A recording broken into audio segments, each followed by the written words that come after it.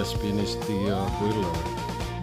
It's to 100,000 BTU gas steam. And then it's for this job. It's not easy. Because we did this one, we did a copper pipe right there. And we installed some circulator pump. And we replaced the return line. 1.25 of my backpipe.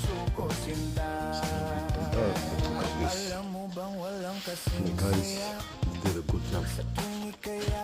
We have the automatic water bin. So let's go. $10,500 boiler. It's William Fan. That's the brand name. That's it. So that's the return line over here. Back pipe is coming from here over here. That's the brand new return line. Here is the boiler.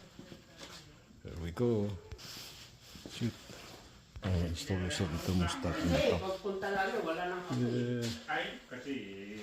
There we go. Dating nandoon, defective na yun. Ayaw na.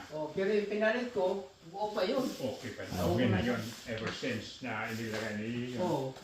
The next day, Pagbalik ko, maandar pa eh. matakbo ka. Takot niya sa akin eh. Kaya, ayos naman ko. Yeah.